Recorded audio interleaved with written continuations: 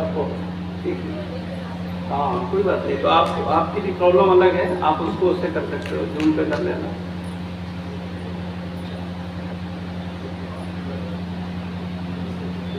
तो हम लोग कहाँ तक चर्चा हो गया है? मंदिर के पालन किए जाने वाले नियम होंगे। मंदिर में पालन किए जाने वाले नियम, उन पे चर्चा होनी है। ठीक है, आप तो ले जाओ, दे दो क्या चाहिए।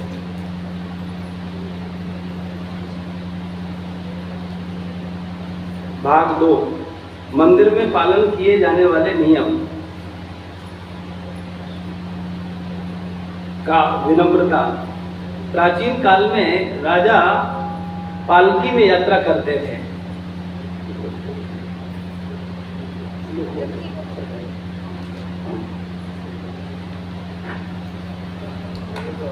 प्राचीन काल में राजा पालकी में यात्रा करते थे। मंदिर के सबसे महत्वपूर्ण नियम के अनुसार मंदिर में कोई भी पालकी में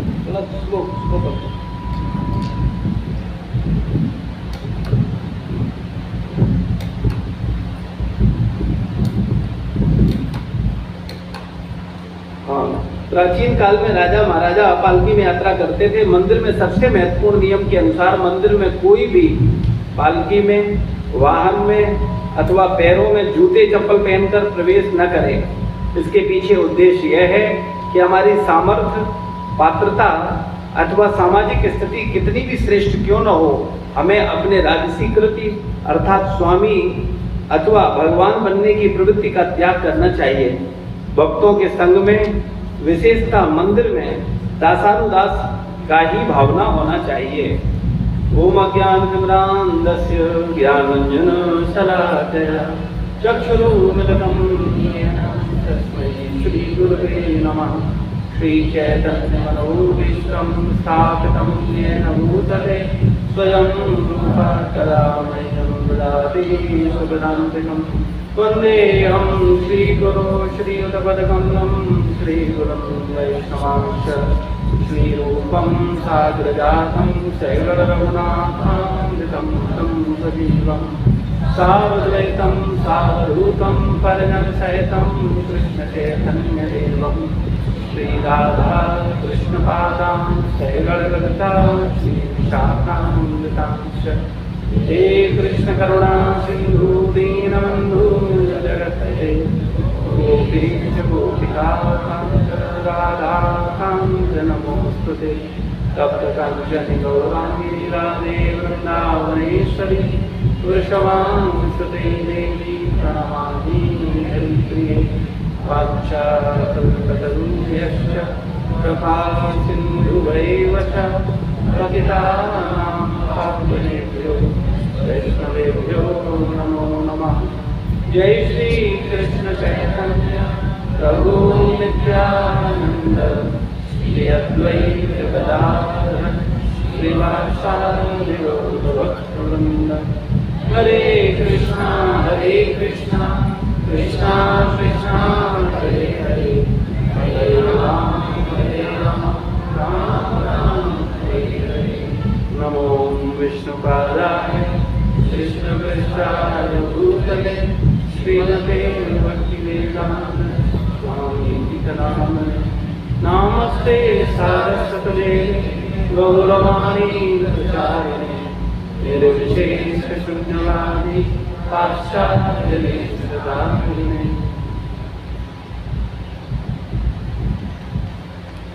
हरे कृष्ण। तो मंदिर में हमेशा ये प्रयास करना चाहिए, जैसे कई बार हम देखते हैं बहुत सारे भक्त तो क्या लगता है हमारी गाड़ी बिल्कुल मंदिर में घुस जाए, है ना, और सबसे आगे सबसे मेन जगह पर खड़ी हो जाए, ठीक है, और हम गाड़ी से आराम से मंदिर से उतरे। लेकिन ये भाव बहुत अच्छा भाव नहीं है। हम लोगों को हमेशा केवल मंदिर में पूर्ण जीवन समर्पित करने वाले जो भक्त हैं, जो मंदिर के ही फुल टाइम डिवोटी है, उनको छोड़ करके और लोगों को विनम्रता पूर्वक प्रयास करना चाहिए कि गाड़ी पार्किंग में या पार्किंग अगर फुल है नहीं है तो बाहर किनारे खड़ी करके और हमको पैदल भगवान के मंदिर में प्रवेश करना चाहिए। कोई सीनियर सिटीजन है, किसी का स्वास्थ्य खराब है, वो एक अलग स्थिति है। उसमें हम मंदिर के अंदर गाड़ी ला करके सीनियर सिटीजन को मंदिर के गेट से उतार करके और उनको वापस ले जा करके गाड़ी पार्क कर सकते हैं। लेकिन नॉर्मल केस में हम सबको क्या भाव होना चाहिए? अभी पालकी पे तो कोई आता नहीं है ना, अभी किस पे आते हैं? गाड़ी पे आते हैं। तो गाड़ी को हमें मंदिर में प्रवेश नहीं करना चाहिए, या मंदिर में प्रवेश करें तो पार्किंग में, किनारे से जो पार्किंग है वहां ले जा करके उसको लगा। ये छोटे छोटे से ये सब भाव का खेल है। बहुत से लोग सोचेंगे अरे इससे क्या फर्क पड़ता है, सब जा रहे हैं, वो देखो वो तो 10 साल पुराने भक्त है, वो देखो कैसा कर रहे हैं, तो वो नालायकी कर रहे हैं, इसका मतलब थोड़ी सब नालायकी करें। कोई व्यक्ति समझ सकता है, कोई मान सकता है, कोई नहीं मान सकता, किसकी समझ ही नहीं है इतनी वो उसको समझ पाए। कोई बताने के बाद भी नहीं समझ पाता। भगवान आत्मा के विषय में भगवत गीता के दूसरे अध्याय में बताते हैं, जब जब ये आत्मज्ञान दिया जाता है तो कुछ लोग तो इसे आश्चर्य से देखते हैं और कुछ लोग ऐसे सुन करके भी नहीं समझ पाते कि क्या है। तो ऐसे ही कई बार विनम्रता और शालीनता का जब शिक्षा दिया जाता है तो कई बार सुन करके भी नहीं समझ पाते। तो ठीक है, वो उनकी चेतना है, लेकिन जो व्यक्ति समझदार है उसको उसका पालन करना चाहिए। तो मंदिर के अंदर कभी ऐसा नहीं कि हमें जूते चप्पल पहन करके आए, है ना, पालकी पर बैठ के आए या गाड़ी में आए, या मंदिर में कभी विवाह की अनुमति होती है, जैसे हमारे पास यहाँ लोग आते हैं कि विवाह करने की अनुमति दी जाए, तो उनके साथ ये शर्त होती है कि मंदिर परिसर में, मंदिर के अंदर घोड़े पर बैठ करके कोई नहीं आएगा, क्योंकि यहाँ तो घोड़े पर बैठ करके केवल भगवान और गुरु ही आ सकते हैं, बस बकाया सब उनके सेवक हैं। तो हम लोगों को विनम्रता के अनुसार, विनम्रता, वास्तविक विनम्रता का पालन करना चाहिए। और मंदिर में भक्तों के संग में, विशेषता मंदिर में दासानुदास का भाव होना चाहिए। अपने को क्या मानना चाहिए? आवाज बहुत करता है, बंद कर दो, धीमे नहीं हो सकता, इसको वहां से हटा के और लगवा दो, ठीक है। प्रणाम पद्धति। हरि भक्त विलास में दंडवत प्रणाम करने की प्रक्रिया का वर्णन आता है। दंडवत अथवा अष्टांग प्रणाम अपने शरीर के 8 अंगों, 2 पैर, 2 घुटने, छाती, 2 हाथ और मस्तिष्क द्वारा अष्टांग प्रणाम किया जाता है। आपके हाथ पूर्ण रूप से मस्तक के आगे होने चाहिए, उन्हें छाती या मस्तक के नीचे न रखें। तो दंडवत प्रणाम कैसे करते हैं? लेट करके, ठीक है ना। और भगवान को प्रणाम कैसे करते हैं? बाएं तरफ भगवान विराजमान है तो भगवान के बाएं तरफ लेट करके प्रणाम करते हैं। बाएं तरफ लेट के क्यों करते हैं? क्योंकि बाएं तरफ हमारा हृदय होता है, तो हम अपना हृदय भगवान को अर्पित करते हैं, ऐसा भाव रखिए। और शास्त्र में, हरिभक्त विलास ग्रंथ में इसका वर्णन है कि भगवान को प्रणाम हमेशा बाएं तरफ करना चाहिए, गुरु को प्रणाम सामने करना चाहिए। शास्त्रों में बताया गया है कि अगर ऐसे प्रणाम करता है तो उसका फल है, अदरवाइज वो निष्फल है। तो प्रभु जी हमेशा अष्टांग प्रणाम करते हैं और माताएं पंचांग प्रणाम। अष्टांग प्रणाम में 8 अंग लगते हैं और पंचांग प्रणाम में 5 अंग लगते हैं। पंचांग प्रणाम, पंचांग प्रणाम अर्थात शरीर के 5 अंगों, 2 घुटने, 2 हाथ और मस्तिष्क द्वारा प्रणाम। दंडवत करते समय पहले गुरु प्रणाम मंत्र, शील प्रभुपाद प्रणाम मंत्र, तत्पश्चात वेदी पर उपस्थित भगवान के लिए प्रणाम मंत्रों का उच्चारण करें। तो ये विधि है। जब हम भगवान को प्रणाम करते हैं तो सबसे पहले अपने मन में गुरुजनों को प्रणाम करते हैं, गुरु का प्रणाम मंत्र करते हैं, उसके बाद प्रभुपाद जी का प्रणाम मंत्र करते हैं, और उसके बाद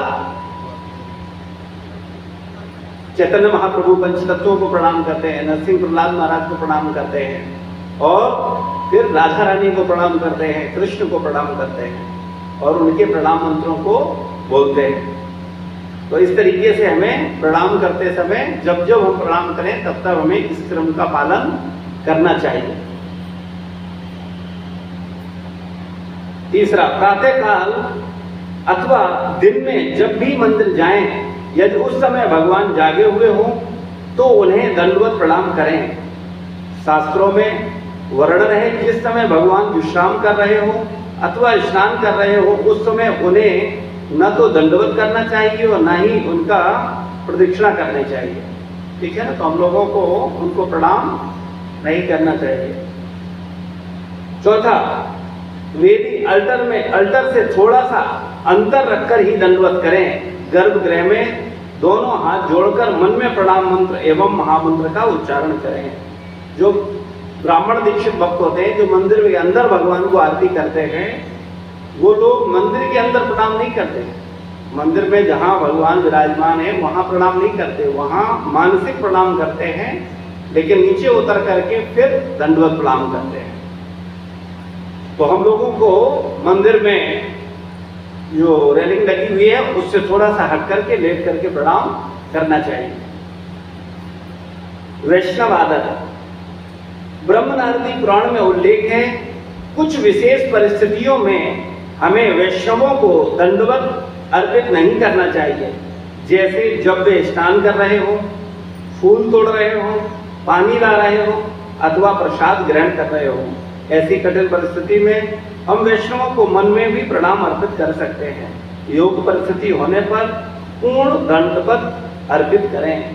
तो कई बार ऐसी स्थिति होती है जिस समय हम प्रणाम नहीं कर सकते, उस समय मानसिक प्रणाम करें, लेकिन जब वैसी स्थिति हो तब हम उनको पूर्ण प्रणाम अर्पित करें।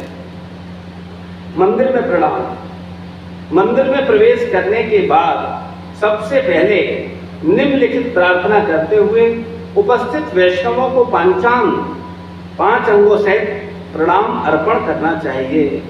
जैसे मंदिर में प्रवेश करते हैं तो सबसे पहले सभी वैष्णवों को प्रति आभार व्यक्त करते हुए सभी वैष्णवों को प्रणाम करना चाहिए। वांछा कल्पतरुभ्यश्च कृपा सिन्धुभ्यैव च पतितानां पावनेभ्यो वैष्णवेभ्यो नमो नमः।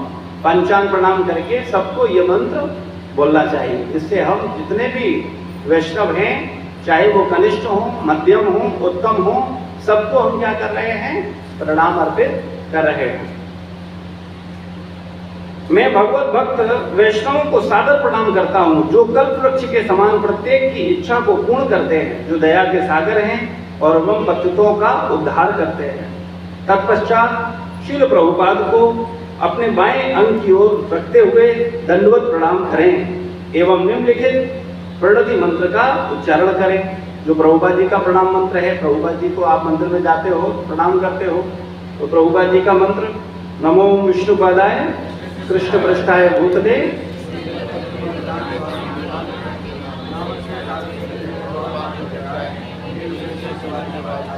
हाँ, तो प्रभुपाद जी को बाएं रख करके उनको प्रणाम करते हैं। और उसका भाव क्या है, मैं कृष्ण कृपा मूर्ति ऐसी भक्ति वेदांत स्वामी प्रभुपाद को सादर प्रणाम करता हूँ, जो भगवान श्री कृष्ण के चरण कमलों का आश्रय लेने के कारण भगवान को अत्यंत प्रिय है। हे गुरु महाराज श्रील प्रभुपाद, हमारा सादर प्रणाम स्वीकार करें। आप श्रील भक्ति सिद्धांत सरस्वती गोस्वामी के प्रिय सेवक हैं और आपने उनकी आज्ञा अनुसार चैतन्य महाप्रभु के संदेश का प्रचार करते हुए निर्विशेष और शून्यवाद से ग्रसित पाश्चात्य जगत का उद्धार किया है। तो ऐसा प्रार्थना जो मंत्र है उसको करते हुए हमें उन्हें प्रणाम करना चाहिए। स्त्रियों को सदैव पंचांग प्रणाम करना चाहिए तथा पुरुषों को दंडवत प्रणाम अर्पित करना चाहिए। इसके बाद अर्चा विग्रह के निकट जाकर अर्चा विग्रह को अपने बाएं अंग की ओर रखकर अष्टांग प्रणाम दंडवत करें एवं गुरु प्रणाम मंत्र, श्रील प्रभुपाद प्रणाम मंत्र, पंचतत्व प्रणाम मंत्र तथा हरे कृष्ण महामंत्र का उच्चारण करें। तो इस तरीके से हम भगवान को प्रणाम करते हैं मंदिर में। एक हाथ से प्रणाम करना निषिद्ध है, यह सभी को ध्यान रखना चाहिए।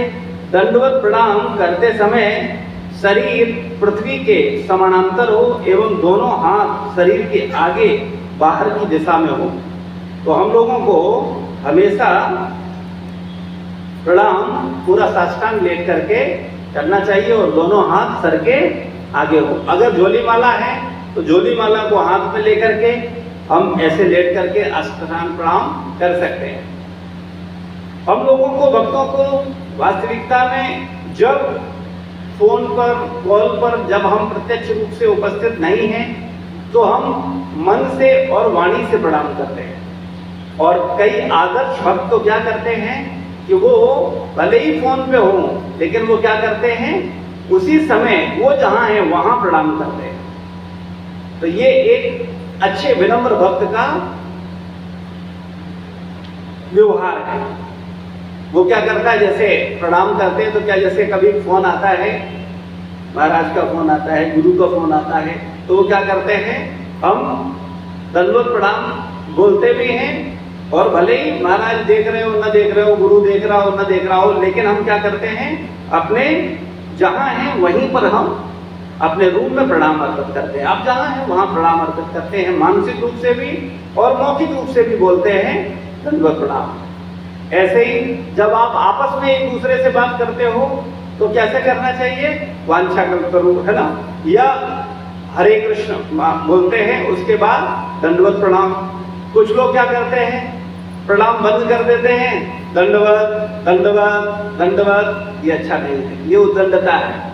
हमको पूरी विनम्रता के साथ भक्तों को बोलना चाहिए, हरे कृष्णा प्रभु जी, दंडवत प्रणाम, ठीक है ना। और ऐसा बोलना चाहिए और मन में भी ऐसा भाव रखना चाहिए, खाली मौखिक नहीं बोलना चाहिए, है ना, मन में भी ऐसा भाव होना चाहिए। और कम से कम जब गुरु को प्रणाम करते हैं तो हमारा प्रयास होना चाहिए कि अगर उनका फोन आता है तो हम जहाँ भी हैं उनको अपनी मन से, वचन से और शरीर से प्रणाम अर्पित कर सकते हैं।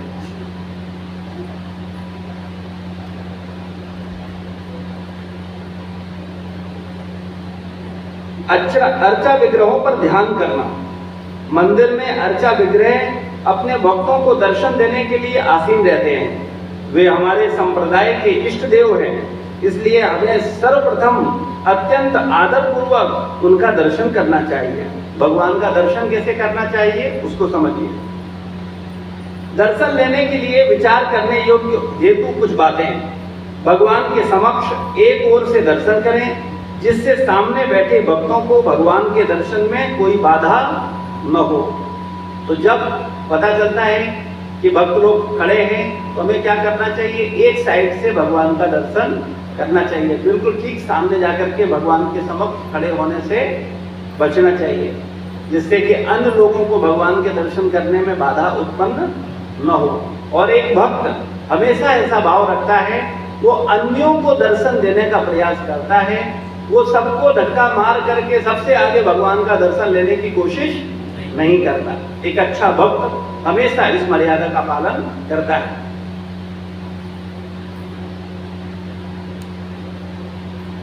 विग्रहों को दंडवत करने के पश्चात अत्यंत भक्ति भाव से उनका दर्शन करना चाहिए एवं उनसे कृपा की याचना करनी चाहिए।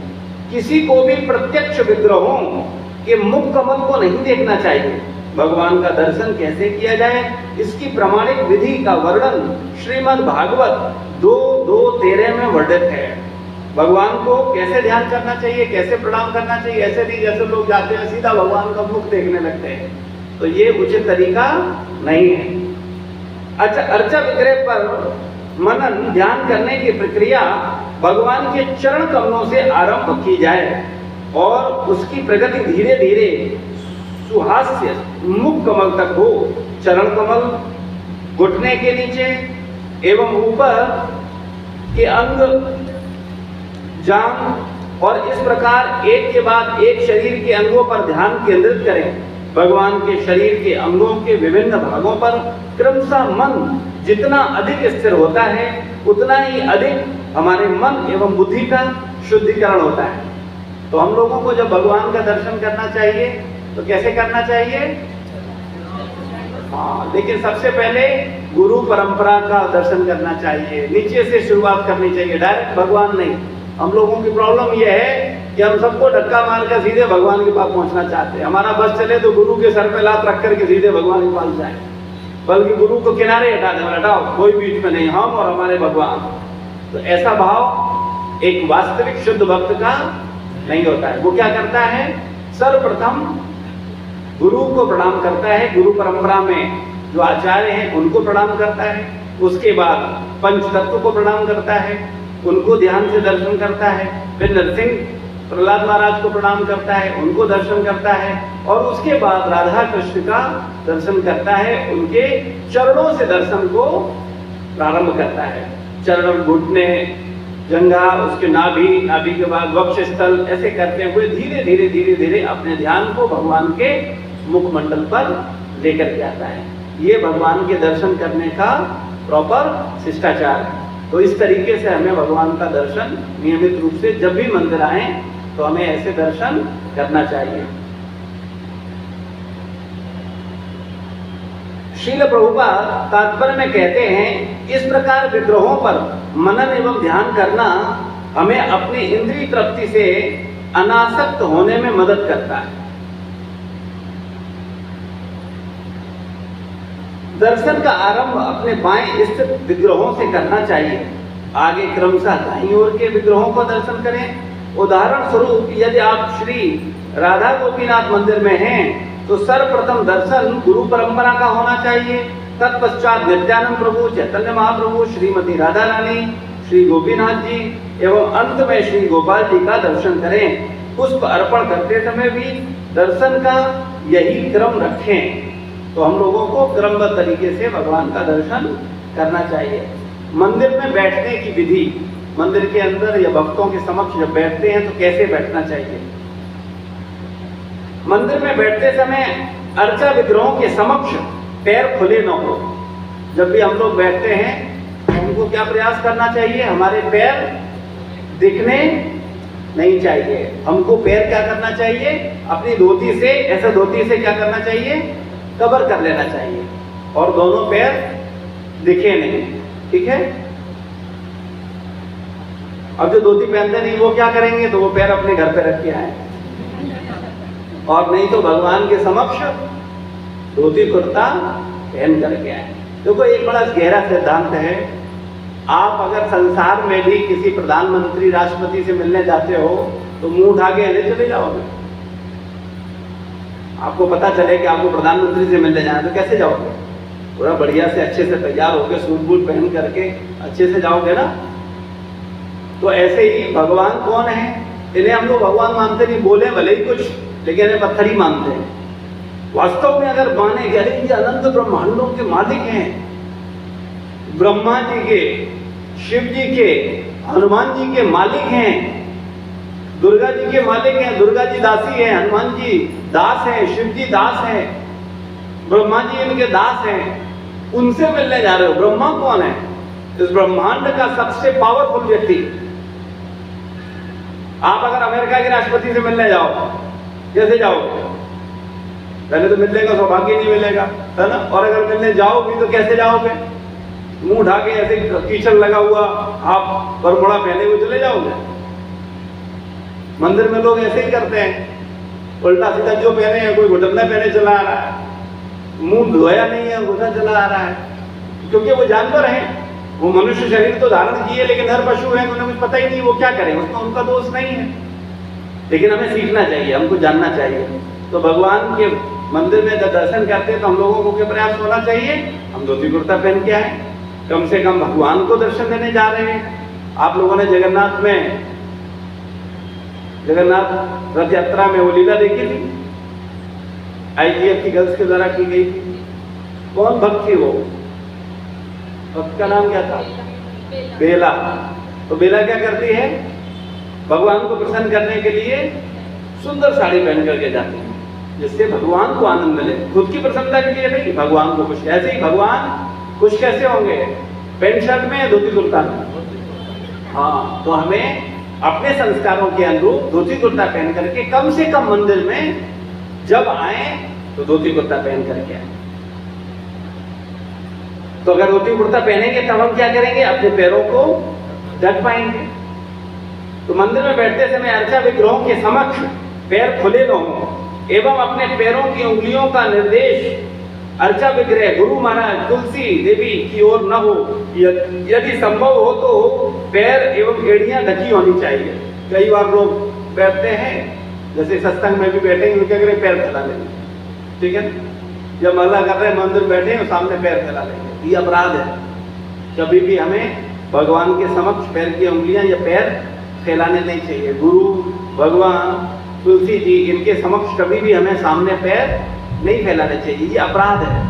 तो हम लोगों को हमेशा पैर फोल्ड करके और कवर्ड करके रखने चाहिए। यदि संभव हो तो श्री विग्रह, व्यासासन, शील प्रभुपाद एवं श्रीमती तुलसी देवी की ओर पीठ करके न बैठें। भगवान के समक्ष पीठ करके नहीं बैठना चाहिए, है ना। प्रभुपाद जी की ओर पीठ करके नहीं बैठना, लेकिन यहाँ लिखा है यदि संभव हो तो, क्योंकि जैसे अब कथा चल रहा है, मंदिर में ही क्लास होता है, तो जब क्लास होता है तो उस समय हम भगवान की तरफ तो पीठ नहीं करते, लेकिन प्रभुपाद जी की तरफ पीठ हो जाती है। तो वो परिस्थिति बस एक अलग बात है। नॉर्मल जब हम बैठें तो हम ऐसा ना बैठें कि हम व्यासासन या प्रभुपाद जी या भगवान के प्रति पीठ करके बैठें। तो ऐसे हम लोगों को नहीं बैठना चाहिए, ये क्या है, अपराध है। कभी कभी मंदिर की संरचना के कारण यह संभव नहीं हो पाता है कि सबकी ओर ऐसा ना हो कि पीठ ना हो, लेकिन हमारा प्रयास ऐसा होना चाहिए कि हम ऐसे बैठे कि पीठ न दिखे। विग्रहों के समक्ष पैर फैलाकर न बैठे। विग्रहों के समक्ष एड़ी, कोहनी अथवा पैरों के तलवों को पकड़कर न बैठे। अर्चा विग्रहों के समक्ष झपकी न लें और न ही सोएं। ऐसा नहीं है कि भगवान है, अर्चा विग्रह भगवान बैठे हैं और हम सो रहे हैं, ठीक है, नींद आ रही है तो बैठे तुरंत सो जाते हैं। तो ऐसी स्थिति में हमें तुरंत खड़े हो जाना चाहिए। अगर कथा सुन रहे हैं तो खड़े होकर कथा सुननी चाहिए। माला कर रहे हैं तो खड़े होकर के माला करनी चाहिए, जिससे कि हमें नींद ना आए। तो हम लोगों को कभी भी भगवान के अर्चा विग्रह के समक्ष, गुरु के समक्ष सोना नहीं चाहिए, है ना। बोलना या बातें करना। अर्चा विग्रहों के समक्ष कोई भी जोर से न बोले। भगवान के अर्चा विग्रह के समक्ष, गुरु के समक्ष, वरिष्ठ भक्तों के समक्ष तेज से बोलने वाला व्यक्ति कैसा कहा जाता है, अशिष्ट कहा जाता है। जैसे आपके घर में आपके माता पिता हो, सम्मानित व्यक्ति बैठे हैं और कोई आकर के उन्हीं के सामने जोर जोर से चिल्लाने लगे, तो ये अशिष्टता होगी ना। ऐसे ही भगवान के अर्चा विग्रह हमारे आराध्य हैं, तो उनके समक्ष या गुरु के समक्ष कोई तेज तेज आवाज में नहीं बोलना चाहिए। तो जोर से न बोले, झगड़ा न करे, किसी की निंदा अवहेलना न करे अथवा क्रोधित न हो। दूसरों से बोलते समय संतप्त होकर किसी के मन को दुख हो इस प्रकार न बोले। दूसरों की स्तुति न करे, ये बहुत इंपॉर्टेंट है।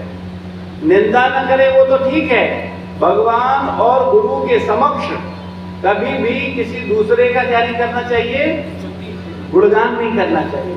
भगवान के समक्ष हमेशा गुणगान भगवान का करना चाहिए, गुरु के समक्ष गुणगान गुरु का करना चाहिए, ना कि हमें अपना गुणगान चाहिए। देखो मैंने ऐसा कर दिया, मैंने ये किया, मैंने तो ये किया, मैंने देखो अभी ऐसा किया, अभी मैंने इतना काम किया है। तो ऐसा जो बोलता है इसका मतलब है अभी वो भक्त नहीं बना है, उसको अभी पता ही नहीं है वैष्णव सदाचार क्या है। तो दूसरों की स्तुति न करे, देवताओं की निंदा न करे, और कभी भी भगवान के अर्चा विग्रहों के समक्ष क्या नहीं करना चाहिए, देवताओं की निंदा नहीं करनी चाहिए। मजाक न करे अथवा व्यर्थ की बातें न करे। असत्य वचन न बोले। भगवान के अर्चा विग्रहों के समक्ष मजाक नहीं करना चाहिए, व्यर्थ की बात। देखो एक बात बड़ा गहरा सिद्धांत है, अभी हम गुरु तथा शिष्य क्लास में कर रहे हैं, इसलिए मैंने इसको मिक्सअप करके आपको समझाने का प्रयास किया। भगवान तथा भगवान के जो प्रतिनिधि हैं गुरु, वो कैसे हैं, दोनों अभिन्न होते हैं। उनको भगवान के प्रतिनिधि को भगवान जैसा ही क्या करते हैं, आदर देते हैं, सम्मान देते हैं। इसलिए गुरु के समक्ष मर्यादा में रहना चाहिए। गुरु के समक्ष तेज न बोले, झगड़ा न करें। जो अर्चा विग्रह के समक्ष मर्यादा है वही हमें गुरु के समक्ष मर्यादा का पालन करना चाहिए, क्योंकि शास्त्रों में वर्णन है जो व्यक्ति भगवान तथा गुरु में समान श्रद्धा रखता है और समान आदर भाव रखता है, उसको शास्त्रों का सारा गहरा तात्पर्य स्वतः हृदय में प्रकट हो जाता है। तो हम सब लोगों को इसका ध्यान रखना चाहिए, मजाक न करें, व्यर्थ की बातें न करें, असत्य वचन न बोलें। अतिथि अथवा भक्तों की कृष्ण भावनामृत में वृद्धि अथवा प्रचार में मदद हो रही हो तो मंदिर में बोलना वर्जित नहीं है, परंतु इसके अतिरिक्त अन्य सभी प्रकार की चर्चा मंदिर के बाहर ही करनी चाहिए। अगर मान लो हम किसी अतिथि को मंदिर के विषय में बता रहे हैं, प्रभुपाद जी के विषय में बता रहे हैं, भगवान के विषय में, तो बोलना गलत नहीं है, लेकिन केवल प्रचार के लिए, केवल भगवान का गुणगान करने के लिए, गुरु का गुणगान करने के लिए, प्रभुपाद जी का गुणगान करने के लिए ही हमें मंदिर में बोलना चाहिए। अदरवाइज हमें मंदिर से बाहर निकल करके बात करनी चाहिए। भगवान के अर्चा विग्रहों के समक्ष इस तरह से बात नहीं करनी चाहिए।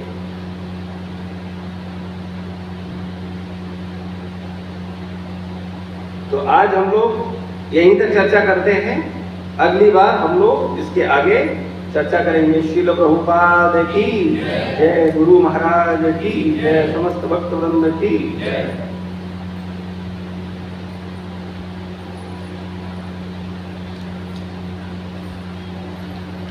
किसी का कोई प्रश्न है, कोई जिज्ञासा है?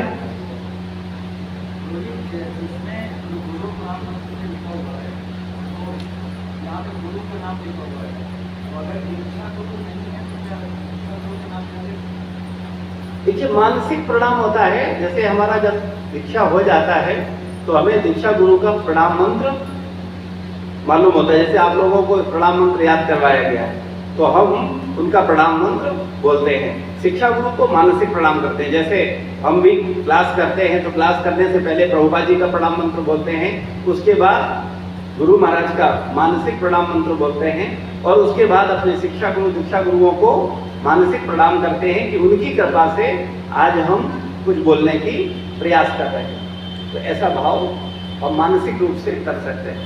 ठीक है।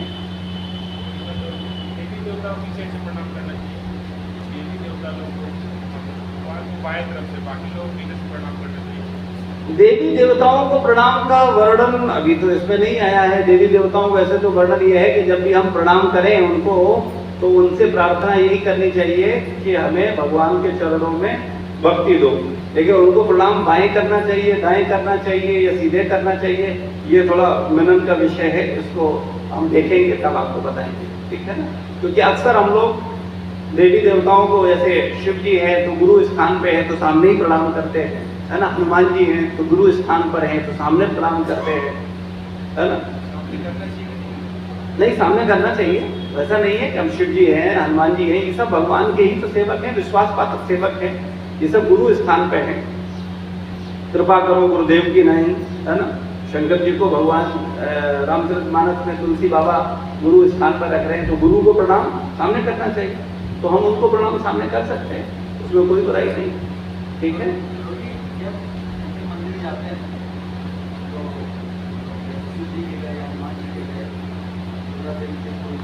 तो वहाँ पर मंदिर से महामंत्र ही निकलता है, तो और कोई काम करते हैं, प्रणाम करके महामंत्र का ही कार्य। हाँ, नहीं, जब भी किसी देवी देवता को प्रणाम करें तो उन्हें छूट नहीं देनी चाहिए, क्योंकि अगर आप उन्हें प्रणाम करोगे तो कुछ ना कुछ वो आशीर्वाद तुम्हें देंगे, है ना। तो हमें क्या करें, जब हम प्रणाम करें तो उनको ऑप्शन नहीं देना चाहिए, उनको पहले ही बोल देना चाहिए हमारा भगवान कृष्ण में भक्ति हो, हम भगवान और गुरु के प्रति शरणागत हो पाए, ऐसी आप कृपा करो। तो जब ये प्रार्थना हम करेंगे तो फिर हमें वो वही आशीर्वाद देंगे। ठीक है ना।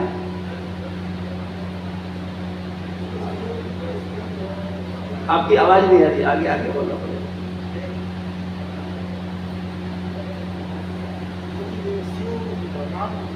भगवान के रूप में देते हैं, गुरु के रूप में देते हैं, तो हम तो समझते चले आ रहे हैं भगवान के रूप में संपर्क को देते हैं।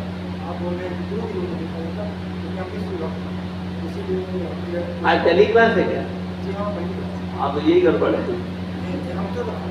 अभी आप जब और क्लासेस करोगे ना तो फिर आपको समझ आएगा कि किन विषयों पर चर्चा हो चुकी है।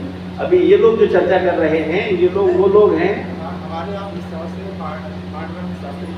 स्वाध्याय कैंप चल रहा है अभी स्वाध्याय पूरा भागवत शास्त्री आता है स्वाध्याय होता है इसमें भी सांस लेकिन ये उसमें